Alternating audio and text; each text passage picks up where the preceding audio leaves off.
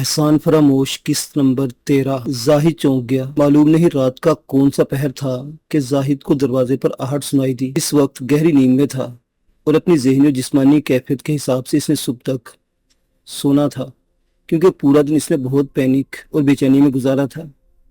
ڈاکٹروں نے کئی بار اس کی نبض دیکھی تھی، بلڈ پریشر چیک کیا تھا، کچھ دوا دارو بھی دی تھی، لیکن زاہد کی بے چینی دور نہیں ہوئی تھی۔ لہذا ڈاکٹر کے مشورے کے مطابق رات کے آغاز پر نرس نے سکون کے لیے کوئی خاص قسم کا انجیکشن لگا دیا تھا، اور پھر نرس نے اسے تسلی دیتے ہوئے کہا تھا، اب آپ سکون سے صبح تک سوتے رہیں گے۔ نیند کی دوا لینے کے باوجود ایک آہستہ سی آہٹ کے ساتھ اس کا بیدار ہو جانا ایک غیر فطری عمل تھا، کیونکہ اسے صبح تک سلا دینے کے لیے انجیکشن لگایا گیا تھا، اور اس کا خیال تھا کہ اب وہ بے خبر سو جائے گا، اور اسے یہ لگ رہا تھا کہ وہ سو رہا ہے کہ اس نے ایک ہلکے سے کھٹکے کے ساتھ کسی کی چاپ سنی، اور یہ چاپ ڈاکٹر یا نرس کی نہیں تھی اور کسی تیماردار کی بھی نہیں ہو سکتی تھی۔ آج رات اس کے پاس کوئی تیماردار بھی نہیں تھا، تاہم اس نے کمرے کے اندر کسی فرد کی موجودگی کو محسوس کیا۔ اس نے آنکھیں 2-3 دفعہ کھول کے بند کی۔ نیند اتنی غالب تھی کہ آنکھ پلک کا بوجھ اٹھانے سے بھی قاصر نظر آ رہی تھی۔ کمرے میں اسے گھپ اندھیرا دکھائی دیا۔ اسے خیال آیا کہ رات کو اندر سے اس نے کنڈی بھی نہیں لگائی تھی، اور نرس نے اس بات کو اتنی اہمیت نہیں دی تھی کہ وہ دروازہ بند کرنے کی تلقین کر کے جاتی۔ دروازہ اندر سے رات کو کھلا رہ جاتا تھا، اور زاہد نے کبھی اس بات کو اہمیت نہیں دی تھی کہ وہ ہسپتال کا کمرہ ہے۔ ہسپتال میں کمرہ بند رہے کھلا یا ڈاکو کی دراندازی کا امکان نہیں تھا کہ مریض کے پاس مرض کے سوا کیا ہوتا ہے جو ڈاکو لے جائے۔ چور سب کچھ لے جا سکتا ہے، لیکن کسی کی بیماری یا معذوری یا لاچاری کی اسی ضرورت نہیں ہوتی۔ اس لیے ہسپتال ایک ایسی واحد جگہ ہے جہاں مریض یا امراض چوری نہیں ہوتے۔ سو جب رات کو نرس چلی گئی تو زاہد نے بھی دروازے کو مقفل کرنا ضروری نہیں سمجھا۔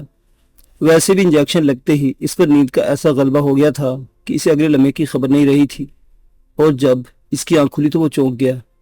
اندھیرے کے باوجود روشن دان سے باہر کے بلب کی ہلکی سی روشنی اندر چھت کے ایک حصے پر پڑ رہی تھی، جس سے کمرے کی اندھیری فضا میں کسی جگہ ایک سرمئی سی لکیر تھی، اور جب دروازے میں چرچراہٹ ہوئی تو اس نے ایک نامعلوم سا سایہ اندر داخل ہوتے دیکھا جو دروازے کی اور میں غائب ہو گیا۔ زاہد چونک گیا۔ کون؟ اس نے آہستہ سے پکارا، لیکن کوئی جواب نہیں ملا۔ نرس؟ زاہد نے ہلکی سی آواز دی۔ کوئی جواب نہیں آیا۔ ڈاکٹر؟ اس نے پھر پکارا، لیکن کوئی بولا نہیں، اور اس نے محسوس کیا کہ ہلکی سی چاپ کے ساتھ کوئی اس کے پلنگ کی طرف آہستہ آہستہ بڑھ رہا ہے۔ کون ہو بھائی؟ اب کہ زاہد نے کسی قدر پریشانی کے عالم میں پوچھا۔ پہچانا؟ کسی نے اس کے قریب آ کر مکروسی آواز میں پوچھا۔ پوچھنے والے کا چہرہ ابھی نمایاں نہیں ہوا تھا۔ اس کے ہاتھ میں ٹارچ تھی۔ ٹارچ کی روشنی اس نے زاہد کے چہرے پر ماری، اور پھر اپنے چہرے پر، پھر بہت کمینی سی ہنسی ہنس کر کہا، اب پہچانو۔ یہ شمس کا چہرہ اور شمس کی آواز تھی۔ تم؟ زاہد غصے، نفرت، انتقام اور جھنجھلاہٹ کے ملے جلے انداز میں بولا، ہاں میں۔ شمس نہایت گھٹیا لہجے میں بولا اور کہنے لگا، ہاں میں تیرا یار۔ اف میرے خدایا! زاہد کے تن بدن میں آگ سی لگ گئی۔ اس نے کوئی چیز اٹھا کر اس پر مارنا چاہی، لیکن ہاتھ نہیں اٹھا سکا۔ نقاہت نے اسے دبوچ رکھا تھا۔ ارے بھائی، اگر یاری کے حوالے سے نہیں شناخت کر رہے تو اور بھی کوئی چیز ہے میرے تمہارے دل میں مشترک، تمہاری بیوی۔ اگر یار نہیں تو رقیب تو ہوں نا تیرا۔ وہ انتہائی ڈھٹائی سے بولا اور کہنے لگا، ارے بھائی، تم مجھے گوار سمجھتے رہے ہمیشہ، لیکن تم تو پڑھے لکھے آدمی اور فیض کی رقیب سے پہلی دفعہ تم نے مجھے سنائی تھی۔ واہ سبحان اللہ! 2 دن بعد اس کے کیا تھے؟ یہاں تک بول کے وہ زاہد کے غصے، پریشانی اور مضطرب کیفیت کو نظر انداز کر کے نظم کے بند لہک لہک کے پڑھنے لگا۔ تو نے دیکھی ہے وہ پیشانی، وہ رخسار، وہ ہونٹ، زندگی جن کے تصور میں لٹا دی ہم نے۔ تجھ پہ اٹھی ہیں وہ کھوئی ہوئی ساحر آنکھیں، تجھ کو معلوم ہے کیوں عمر گوا دی ہم نے۔ ہم پہ مشترکہ ہیں احسان غم الفت کے، اتنے احسان کے گنواؤں تو گنوا نہ سکوں۔ ہم نے اس عشق میں کیا کھویا ہے، کیا سیکھا ہے، جز تیرے اور کو سمجھاؤں تو سمجھا نہ سکوں تجھ سے۔ بند کرو یہ بکواس۔ وہ بھی نظم پڑھ رہا تھا کہ زاہد کی قوت برداشت جواب دے گئی۔ اپنی تمام تر بیماری، لاچاری اور نقاہت کے باوجود وہ اس طرح دھاڑا جیسے مردہ کفن پھاڑ کے بولے، غصہ نہیں۔ غصے میں ایسی خوبصورت شاعری کو بکواس کہہ گئے ہو؟ یہ وہ ہے جو تم نے لہک لہک کر سنائی تھی مجھے۔ آج ہی ہم دونوں کے درمیان بامعنی ہے۔ میں تم سے کہہ رہا ہوں بکواس بند کرو۔ زاہد پھر نفرت آمیز انداز میں بولا، آستین کے سانپ، گھٹیا کمینے، تم نے یہاں آنے کی جرت کیسے کی؟ میں تمہیں…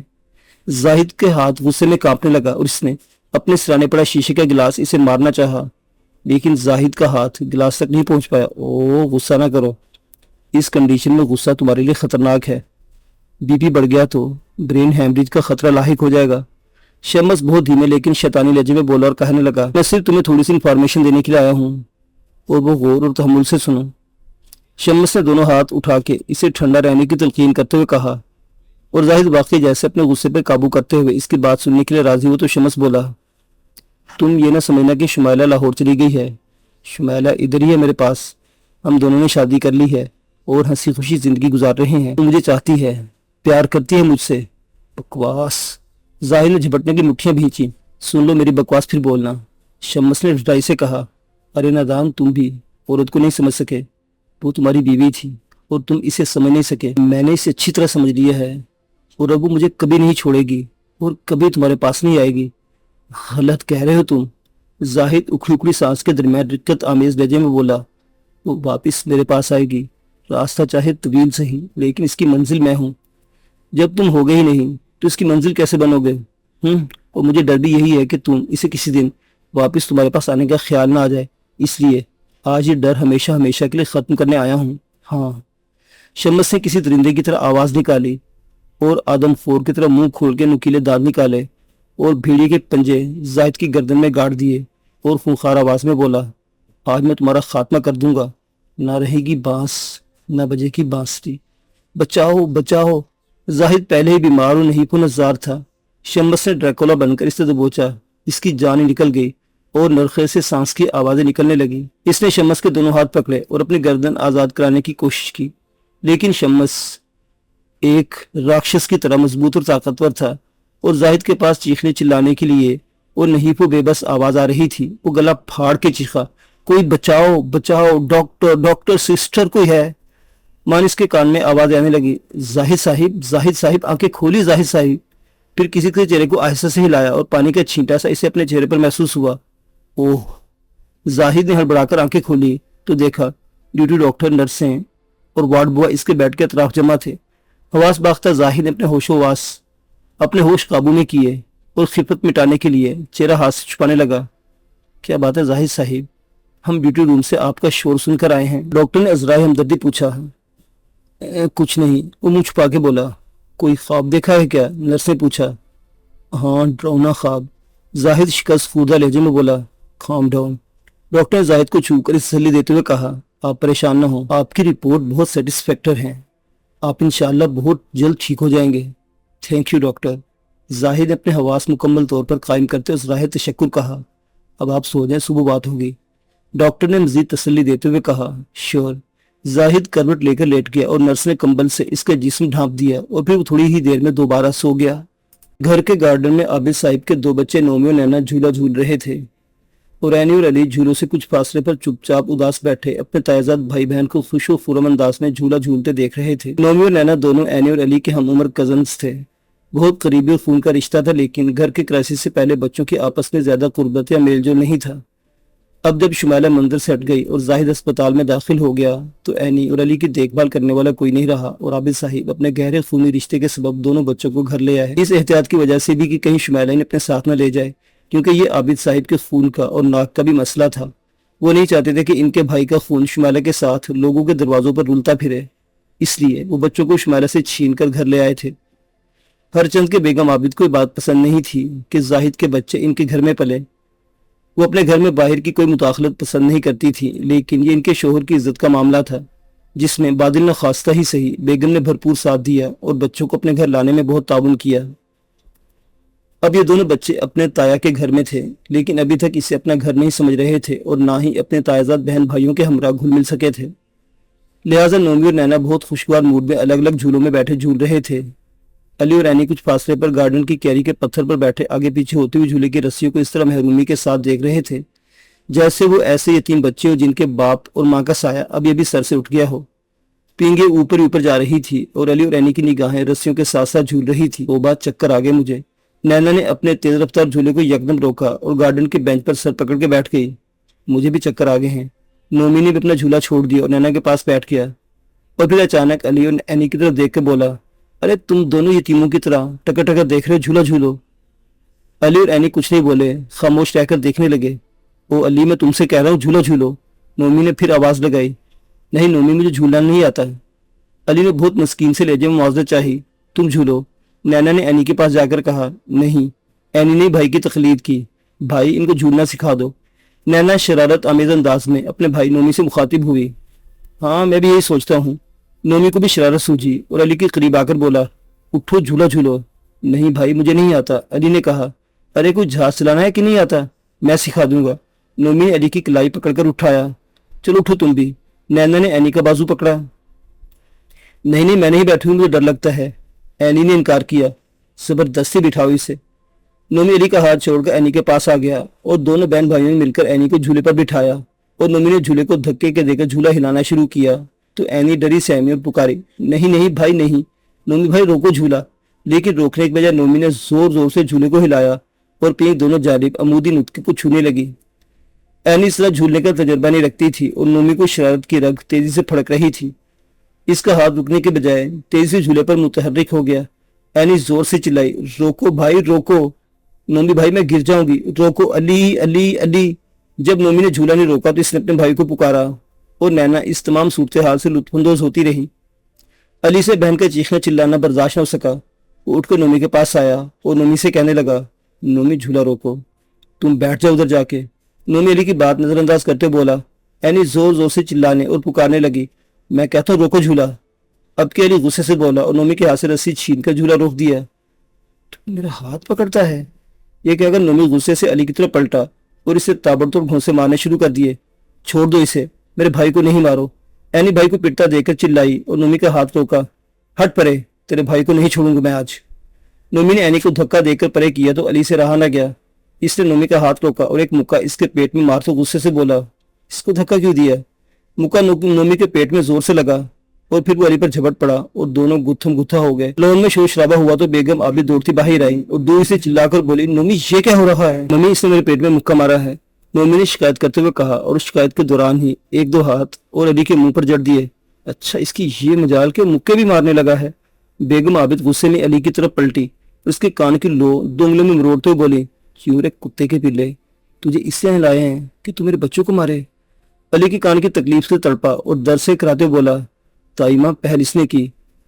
हाँ ताइमा, पहले इसने मारा है। अब के एनी अपने भाई की हिमायत में बोली, चुप। बेगम साहिबा ने एक हाथ एनी को दिखाते हुए कहा, आगे बड़ी हिमायती बन के। इतने में आबिद साहिब भी हंगामा सुनकर बाहर आ गए। क्या हो रहा है ये? उन्होंने आते ही पूछा। भाई, ये कुत्ते के पिल्ले शेर हो रहे हैं, मारा इसने नोमी को। वो मजीद एक हाथ अली के जोड़ते हुए बोली। अली और एनी मुंह बसोर कर रह गए। हटाओ भी बच्चे हैं। आबिद साहब ने मामले को अहमियत न देते हुए कहा, उन्होंने कुछ किया होगा, अपने बच्चों की तरफदारी न करना आप। बेगम ने शोहर पर तंज किया, ये बच्चे यहाँ रहने के नहीं। उन्होंने नफरत से एक नजर एनी और अली पर डाली। जाहिद आ जाएगा तो घर इनको चलता कर देंगे। आबिद साहब ने बात को रफा दफा करते हुए कहा और बेगम का बाजू थाम कर बोले, अब चलो अंदर, अपने बच्चों को भी ले चलो। और फिर खुद ही नोमी और नैना को पुकार कर बोले, चलो नोमी अंदर, नैना तुम भी। तो नोमी और नैना इनके साथ अंदर चले गए। तुम भी कमरे में जाओ। जाते जाते आबिद साहब ने एनी और अली को पुकार के कहा, लेकिन अंदर कमरे में जाने के बजाय वो दोनों गार्डन में क्यारी के पास बैठ के एक दूसरे के गले लगकर चुपके रोने लगे। अब शुमाइला वापिस फरीद भाई और जारा के घर आ गई थी। ये घर पूरी दुनिया में वाहिद जगह थी जहां इससे भी गैर मशरूत तौर पर मोहब्बत मिल रही थी, लेकिन ये घर इसकी मंजिल नहीं था, बल्कि ये घर इसके एक प्लेटफार्म की तरह था जहाँ सस्ता कर इसने गाड़ी पकड़नी और अपनी मंजिल की तरफ रवाना होना था। वो कराची से वापस आ चुकी थी और अब वापस कराची जाने के रास्ते इसके लिए बंद हो चुके थे। तब वक्त ये कि वो एक बार फिर शादी न कर ले और शादी करने के बाद इसने एक बार फिर वक्त की चक्की के दरमियान गीले दानों की तरह पिसना था। फरीद भाई से इसने बात तो नहीं कही थी और कह भी नहीं सकती थी, लेकिन जारा को सारा हाल सुनाया और वो हर सूरत में जाहिद को पाना चाहती थी और जाहिद को दोबारा पाने की ख्वाहिश और उमंग ने ही जिंदा रखा हुआ था और इसी ख्वाहिश की तकमील के बाद ही अपने बच्चों को दोबारा अपना सकती थी। लेकिन इस ख्वाहिश की तकमील के लिए से एक और पुलिस रास्ते से गुजरना था और ये कोई आसान रास्ता नहीं था। इस रास्ते से गुजरते हुए किसी ऐसे जहन्नुम में भी गिर सकती थी जहां वो मरेगी भी नहीं और जल जल कर जिंदा रहेगी। एक इंतहाई मुश्किल सा रास्ता और इंतहाई मुश्किल फैसला इसके सामने था। बताओ मेरी बहन, मैं क्या करूं? वो जारा के गले लगकर रोने लगी। कोई रास्ता बताओ। صبر کرو شمالہ صبر، اور مجھے کچھ سوچنے دو، رب جو کرے گا بہتر کرے گا، زارا نے تسلی دیتے ہوئے کہا، اور پھر اپنے ان عزیز رشتہ داروں کے چہرے اور نام اس کے ذہن میں آنے لگے جو کموارے یا رنڈوے تھے اور شادی کے لیے امیدوار ہو سکتے تھے۔ ہرگز نہیں زارا جی، میں کسی ایسے آدمی کا تصور بھی نہیں کر سکتی جو بعد میں مجھے آزاد نہ کرے، کیونکہ مجھے شادی کا شوق نہیں، زاہد کو پانے کی تمنا ہے اور بچوں کو پڑھانے کی آرزو ہے۔ زارا نے اپنے محلے کے ایک آدمی کا جب ذکر کیا جو فرید کا دوست بھی تھا اور رنڈوا بھی، لیکن 6 بچوں کا باپ تھا، اسے دیکھنے کے بعد ارادہ ترک کر دیا۔ پھر 6 بچوں کا معاملہ بھی تھا جو پالنے پڑتے، اور ایسا شخص کبھی چھوڑنے کے لیے آمادہ نہ ہوتا۔ پھر شمالہ کے ذہن میں ایک دن ایک تجویز آئی، وہ ایک گول مول سا اشتہار اخبار میں دے دے، لیکن پھر یہ تجویز بہت ہی مذاق خیز معلوم ہوئی۔ اس کی سمجھ میں شادی کے لیے کوئی حل نہیں آ رہا تھا، کیونکہ وہ یہ محسوس کر رہی تھی کہ جو بھی شخص شادی پر آمادہ ہوگا وہ کچھ پانا چاہے گا، کھونے کے لیے شادی نہیں کرے گا، اور شمالہ کچھ پانے کے لیے کھونا چاہتی ہے۔ اس کی زندگی میں آنے والا نیا مرد جدائی کے لیے نہیں، وصال کے لیے آئے گا۔ آنے والے کو شمالہ کے مسئلے سے کوئی دلچسپی نہیں ہوگی، وہ اپنا گھر بسانا چاہے گا، لہذا جس طرح کا بندہ شمالہ کے ذہن میں تھا اس طرح کا بندہ سوسائٹی میں آسانی سے نہیں مل سکتا تھا، اور یہ ساری تلاش سوچ بچار کی حد تک محدود تھی، کوئی عملی قدم نہیں اٹھایا گیا تھا۔ صرف زارا اور شمالہ بیٹھی اپنی سوچ اور خیالات کے گھوڑے دوڑاتی رہی۔ فرید کو اس مسئلے کے حل میں مدد کے لیے شامل نہیں کیا گیا تھا، کیونکہ شمالہ فرید الدین کو اپنے سگے بھائی سے زیادہ سمجھتی تھی، اور اس نازک اور عزیز رشتے کی بدولت وہ بھائی کے سامنے اس طرح خواہش ظاہر نہیں کر سکتی تھی کہ اسے ایک عدد شوہر کی تلاش ہے۔ حیا راہ میں حائل تھی، لہٰذا وہ اکیلی اس ادھیڑ بن میں مصروف رہی، اور ذہنی اکھاڑ بچاڑ کے دوران اسے اچانک شادی دفتر کا خیال آیا کہ جہاں ہر امیدوار بلا تکلف اپنی ضرورت، اپنی خواہش اور اپنی ڈیمانڈ کے ساتھ پیش کر سکتا ہے، لہٰذا اس نے فرید بھائی کو کچھ نہیں بتایا، لیکن زارا کے ساتھ شادی دفتر کے حوالے سے مشورہ کیا، اور زارا ہی کی رضامندی اور مشورے سے ایک دن وہ ایک شادی دفتر پہنچی جس کی کرتا دھرتا ایک معزز خاتون تھی۔ یہ شادی دفتر کی بہت اچھی ساکھ تھی، اور مشہور تھا کہ خاتون نہ تو غلط مشورے دیتی ہے اور نہ دانستہ طور پر غلط شادیاں کراتی ہے۔ شمالہ خاتون کے بارے میں بہت چھان بین کر کے اس کے دفتر آئی تھی، اس نے اپنی تمام داستان مختصراً سنا دی اور بتا دیا تھا کہ شادی کسی خوشی کے لیے نہیں بلکہ اپنے کھوئے ہوئے شوہر کو دوبارہ پانے کے غرض سے کر رہی ہے۔ مجھے خوشی کہ آپ نے کوئی بات مجھ سے نہیں چھپائی اور سب کچھ سچ سچ بتا دیا۔ اگر سچ بتائے بغیر آپ شادی کر لیتی اور پھر اپنے مقاصد کے لیے شوہر سے طلاق مانگتی تو بہت دشواری اور پیچیدگیاں پیدا ہو جاتی، اور آپ کی زندگی ایک بار پھر جہنم بن سکتی تھی۔ شادی دفتر کی خاتون نے شمالہ کا دکھڑا سننے کے بعد کہا، جی میں نے اس لیے سب کچھ بتا دیا ہے، اور میں چاہتی ہوں کہ ایسا آدمی ہو کہ جو… کہاں؟ خاتون نے شمالہ کی بات کاٹ کر کہا، محترمہ آپ خود سوچیں، ایسا آدمی کہاں ملے گا جو محض آپ کو چھوڑنے اور آپ کے کھوئے ہوئے سابقہ شوہر سے آپ کو ملوانے کے لیے آپ سے شادی کرے؟ خاتون نے کہا، آپ تو ایسا بندہ تلاش کر رہی ہیں جو محض آپ کے عیش کی خاطر آپ سے شادی کرے۔ نہیں میڈم نہیں، شمالہ تڑپ کر بولی، خدا کے لیے ایسا نہ کہیں، میں عیش کے لیے نہیں، اپنی غلطی کو خمیازہ بھگتنے کی شادی کر رہی ہوں، اپنے شوہر اپنے بچوں کو پانے کے لیے شادی کر رہی ہوں۔ شمالہ بات کرتے ہوئے روحاسی ہو گئی۔ آپ پریشان نہ ہوں۔ خاتون نے شمالہ کو پریشان اور آزردہ دیکھ کر کہا، میں آپ کی پریشانی اور دکھ کو سمجھتی ہوں، آپ اپنے کوائف دیتے جائیں، میں آپ کی ڈیمانڈ کے مطابق رشتہ ڈھونڈنے کی کوشش کروں گی۔ خاتون نے کہا، شکریہ۔ شمالہ بہہ جانے والے آنسو کو روکنے کی کوشش کرتے ہوئے بولی، اور جب اٹھ کر جانے لگی تو خاتون نے شمالہ کا موڈ ٹھیک کرنے کی کوشش میں ازراہ مذاق کہا، بلکہ کوشش کروں گی کہ ایسا بڈھا کھوس مل جائے جو جلدی لڑکنے والا ہو۔ آپ بہت جولی ہیں۔ شمالہ ہنس پڑی اور پھر اچھے موڈ میں شادی کے دفتر سے باہر نکلی، لیکن ایک لفظ بڈھا کھوسٹ اس کے ذہن میں رہ گیا۔